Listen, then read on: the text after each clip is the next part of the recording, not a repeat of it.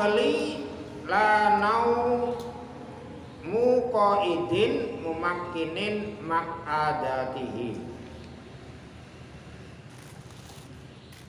Ini dalam kitab lain ini menyebutkannya hilang akal sendiri terus tidur, apa dalam kitab lain nggak sama. Yang penting istilahnya adalah hilang akal. Hilang akal maksudnya hilang kesadaran. Hilang kesadaran. Tamyiznya hilang atau kesadarannya ya gampangnya, kesadarannya hilang. Dengan cara apapun itu membatalkan wudu. Hilang akal seperti contoh ada orang kena penyakit gila, kesambet, kesurupan, ya, kena penyakit ayan, pingsan, mabok, nah, tidur, pokoknya kesadarannya hilang. Kesadarannya hilang berarti membatalkan wudu. Kecuali orang yang tidur, hilang kesadarannya itu tidur, bukan karena mabok ya. Kalau ada orang mabok terus begini, orang tidur begini ya tetap batal. Yang tidak membatalkan itu hilang kesadarannya karena tidur, terus tidurnya menetapkan pantatnya atau lubang duduknya ke tempat duduknya. Kalau dia duduk di lantai ya berarti lantai. Kalau dia duduknya di kendaraan, lagi pakai mobil, tidur. Nah, Jagapura mau ke Jakarta, temu-temu sudah di Cikarang. Ini mana ini? Bekasi. Tidur. Kalau dia punya wudu berarti tidak membatalkan karena hilang kesadaran tapi tetap ya pantatnya atau tetap di tempat duduknya. Nah, atau umpamanya dia lagi kendaraan, kalau sekarang kan pakai motor atau pakai mobil, atau kalau orang dulu itu ngojek kuda ya, ngojek kuda orang, dia tidur ngonceng di onta. Kalau onta kan tekluk akhirnya ngantuk ya kan, anak kang nuntun bisa ya kan, tidur, orangnya tidur di onta. Kalau dia punya wudu selama tidak jatuh dari onta itu berarti kan pantatnya netap di punggung onta, ya kan? Berarti tidak membatalkan wudu. Ini ingat, dengan cara apapun itu kalau memang kesadarannya hilang berarti membatalkan wudu. Nah, yang tidak membatalkan wudu itu cuma satu, tidurnya orang yang menetapkan pantatnya ke tempat duduknya, walaupun sendian ya, walaupun bersandar. Umpamanya sandarannya diambil, dia jatuh tetap. Umpamanya sendian di kursi seperti ini ya kan. Tuh, kalau di mobil kan kayak gini kan, umpamanya pakai bantal gulung,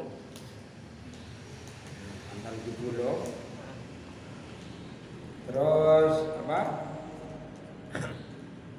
Kalau di tembok, sandaran di tembok sambil nunggu khutbah selesai, walaupun ngeces ya tetap, nah, tidak membatalkan wudu.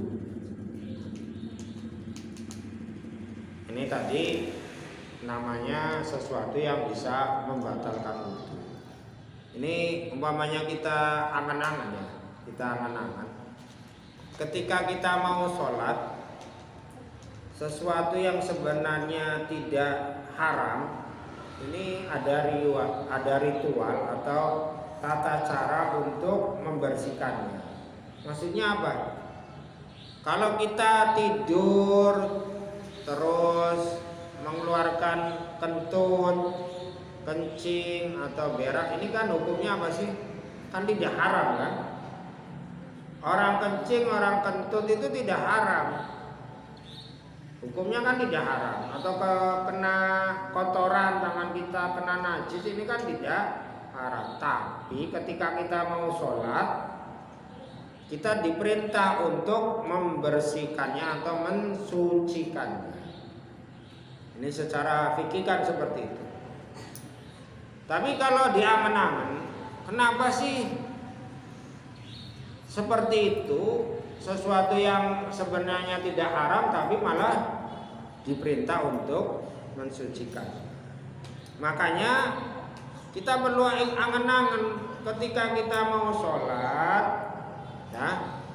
Kalau umpamanya sebelum sholat itu kita melakukan sesuatu yang haram, itu harusnya kita beristighfar dulu. Ini sebenarnya bukan sah tidak sah ya, tapi sepantasnya atau sebuah kewajiban kita sebenarnya harusnya seperti itu. Wong yang tidak haram saja kita disuruh mensucikan. Kita tadi sambil nunggu imam qomat, kita sebenarnya sudah sholat terus ngobrol gorob batur malah ngerasani. Ini sebenarnya ngerasani haram gak sih? Ya haram. Apalagi ngerasanya di musola atau di masjid. Orang kentut saja yang sebenarnya tidak haram saja diperintah untuk mensucikannya, ya kan? Yang namanya ngerasa ini kan haram. Makanya sadari ketika kita mau sholat, ya, kita mau sholat, jangan melakukan sesuatu yang diharamkan oleh Allah. Kalau umpamanya terpaksa atau terlanjur atau baru sadar, ya istighfar, astagfirullahaladzim. Kok arep sholat mau melakukan sesuatu yang haram. Kok tadi saya sholat, sebelum sholat malah sambil nunggu qomat malah ngerasani, malah gosip, malah membicarakan kejelekan orang lain. Itu kan aneh. Ya sebenarnya apa ya, sebaiknya kita, makanya beberapa ulama sufi ya, kalau mau melakukan sholat itu sudah melakukan beberapa hal. Istighfar sadurunge sholat loh. Kenapa? Karena ketika kita tidak mensucikan dohir ataupun batin ketika sholat, pasti masuk ke dalam jiwa dan hati pikiran kita. Ketika kita sholat, ketika kita contoh ya, kita gosip atau ngerasani wong atau punya dendam, iri, ini ketika kita sholat, dendam, iri, hasud itu masuk dalam pikiran hati ketika kita sholat pasti. Makanya kalian yang anak-anak ini, kalau sholatnya itu sebelum sholat melayu-layuan, guyonan, mesti sholatnya itu pasti guyonan. Mesti. Sadurunge sholat wis dorong-dorongan. Ini pasti ketika sudah Allahu Akbar pun punya keinginan guyonan. Karena itu tadi.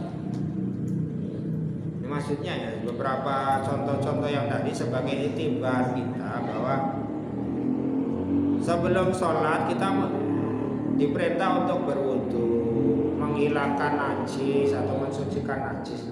Ini kan umpamanya di angan-angan yang tadi disebutkan mengeluarkan sesuatu yang dari alat kelamin kan gak dosa. Hal biasa itu, kentut, berak, kencing kan biasa. Tapi tetap ketika kita mau melakukan sholat diperintah untuk mensucikan. Ketika kita kejatuhan najis diperintah untuk mensucikan. Kan sebenarnya kan nggak sengaja itu. Umpamanya ada najis jatuh, itu saja kita diperintahkan sebelum sholat harus mensucikan, sholatnya batal. Tapi kadang kita ini tidak menjaga sesuatu yang haram ketika sholat, atau kadang bahkan di dalam sholat kita melakukan sesuatu yang haram. Jadi ya makanya perlu diangan-angan. Artinya bukan berarti ini membatalkan sholat, tidak. Tapi ini demi keikhlasan, demi kekhusyuan kita di dalam sholat. Makanya terus bagaimana? Makanya kemarin kita mempraktekkan wudu, ya kan? Ini ketika kita berwudu, ini yang cara terbaik itu tadi ya. Ketika kita mau wudu, sambil berdoa kepada Allah, ya Allah, ketika kita membersihkan tangan atau mengusap telapak tangan, ya Allah, tangan saya banyak melakukan dosa, diampuni ya Allah. Ketika kita berkumur dan hidung kita ini juga kita sambil berdoa, ya Allah, mulut saya sering melakukan dosa, diampuni ya Allah. Membasuh wajah dan seterusnya sampai tangan, kepala dan kaki ini diniati juga untuk meminta ampunan dosa. Karena itu secara angan-angan ini sebenarnya yang wajib itu. Kan itu kan haram hukumnya kan, melakukan dosa kan haram.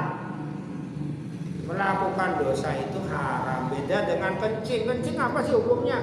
Ya wajar, malah bahkan bisa wajib. Kencing itu wajib kadang, ya kan? Karena apa? Karena mengeluarkan kotoran, mengeluarkan penyakit. Kalau nggak kencing malah bahaya kan? Ada orang tidak pernah kencing selama 2 hari aja ya wis nyakit. Tidak berak selama seminggu bahaya, kan? Nyakit berarti.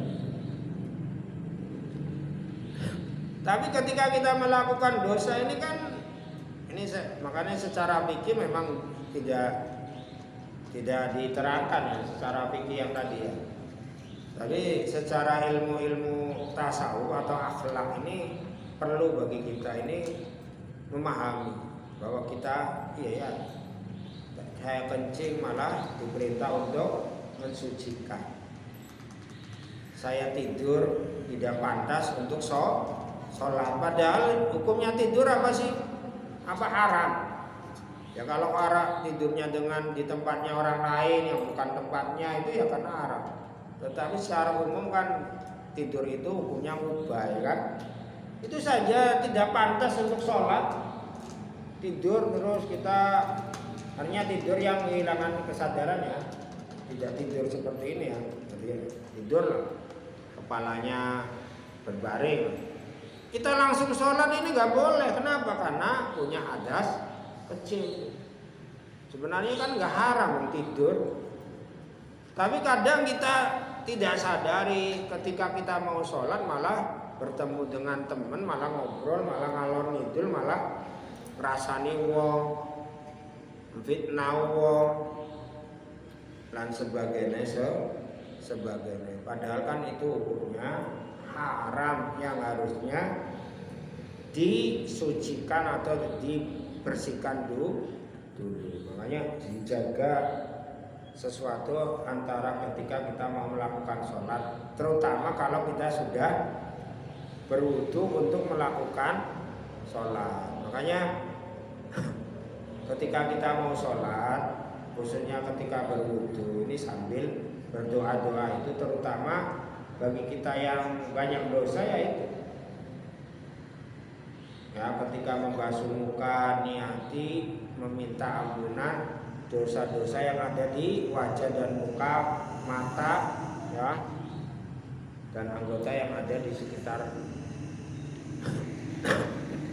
tangannya seperti itu, kaki ya seperti itu. Ini setelah itu ketika kita nanti sholatnya berjamaah sambil menunggu jamaah, menunggu imam untuk melakukan sholat berjamaah, kita melakukan sesuatu ibadah, apa sholat qobliyah, apa baca zikir, apa baca sholawat dan yang lain, supaya ini antara wudhu dan sholat itu kita ini sudah mempersiapkan diri untuk menghadap Allah Subhanahu wa ta'ala dengan sholat yang terbaik. Itu yang penting, saya kenangan.